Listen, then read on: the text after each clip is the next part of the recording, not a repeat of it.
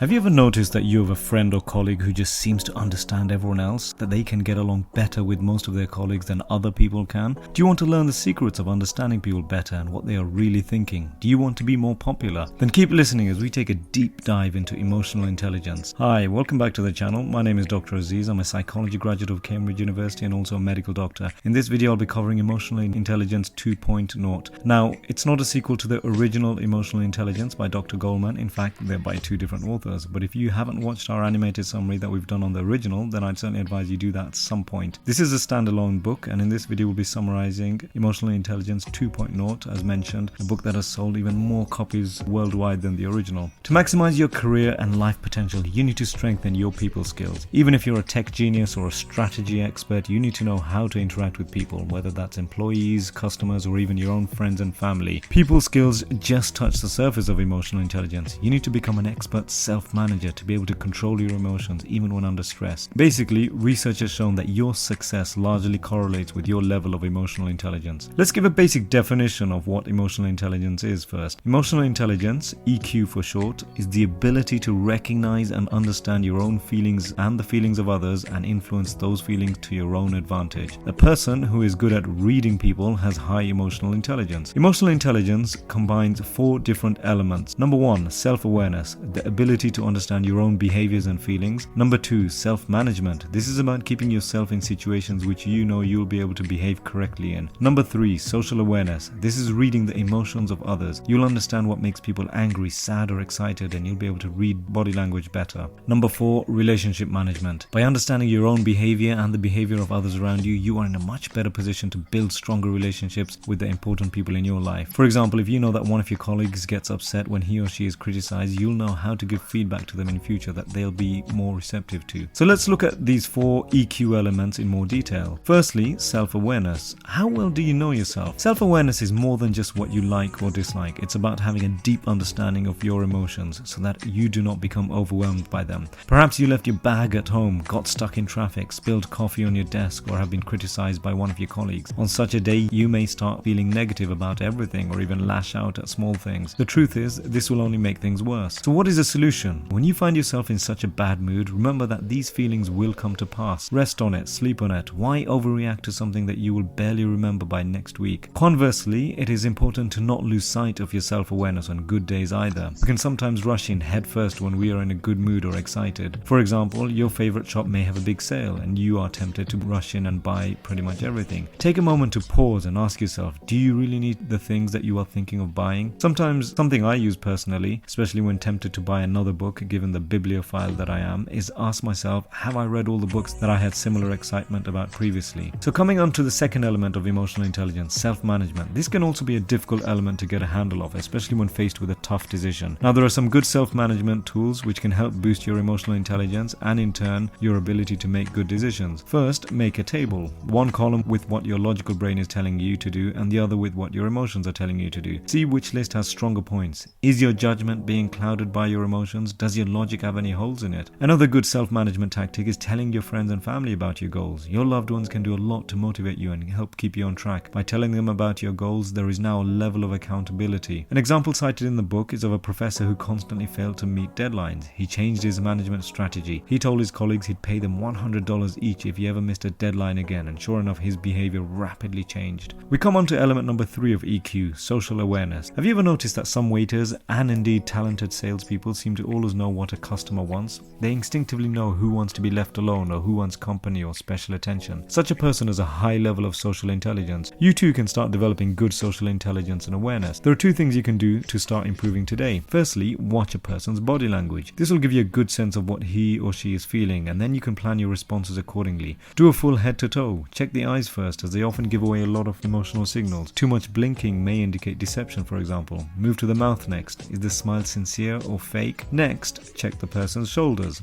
Are they tight or slouched? Shoulders can express self-confidence or even shyness. Once you've read a person's language, adapt yourself to it. If someone is angry, it is not a good time to pester them. Wait until they are in a better mood. The second tip to improve your social awareness is using someone's name. Be sure to greet a person by his or her name. As Dale Carnegie says in his book, How to Win Friends and Influence People, which we have also done an animated summary of on this channel by the way, a person's name is the sweetest thing that they can possibly hear. From an EQ EQ perspective, you come across as warm and trustworthy as opposed to when we use sir or Mr. So-and-so. Make an effort to learn people's names and then use them regularly so that you don't forget. You can learn a lot about someone from their name, such as family history or identity. Use this knowledge to strengthen your bond with them. Moving on to the fourth and final element of EQ, maintaining relationships. Have you ever promised to keep in touch with a friend who is moving to another town or to a different workplace? A lot of the time these promises are easily broken. Relationships take time and effort to maintain. Most of us just cannot commit. But the ability to build strong relationships is a crucial part of emotional intelligence. So how can you build and maintain strong relationships? Firstly, check your own body language is giving off clear signals and not mixed ones. For example, if you need to congratulate your employees for great work but you are upset because you had a fight with your wife that morning, you may start mumbling and frowning and your compliments will not seem sincere. It is paramount that you try and get your body language and vocal expressions to match. Secondly, obtain feedback from people already in your life. This will help you build strong future relationships. We often take feedback badly or simply ignore it. After all, who likes to be criticized? But try to accept constructive criticism by reminding yourself that the person offering it is really just looking out for your best interests. Finally, remember to thank anyone who gives you helpful feedback. Always show your loved ones that you appreciate them. So that's the 4 cornerstones of EQ or emotional intelligence covered: self-awareness, self-management, social awareness, and relationship management. Now, as we've mentioned several times, a person with high emotional intelligence is good at reading and interpreting the body language of others. With that in mind, I'd strongly recommend that you watch our free animated summary of FBI agent Joe Navarro's best-selling book, What Everybody Is Saying, which I'll link here to the left. Definitely also have a watch of the other free animated summary we've done here on this channel, Emotional Intelligence, the original by Dr. Daniel Goleman, which I'll link here to the right. Finally, I'll also link Dale Carnegie's iconic work, How to Win Friends and Influence People, which I've also summarized on this channel. He truly described mastering emotional intelligence long before it was even defined. Anyway, I hope you learned something useful and enjoyed this summary. If you want to keep learning about psychology, medicine, or life hacks, hit the like, subscribe, and notifications button. Any suggestions or comments, feel free to post below. Until next time, stay safe.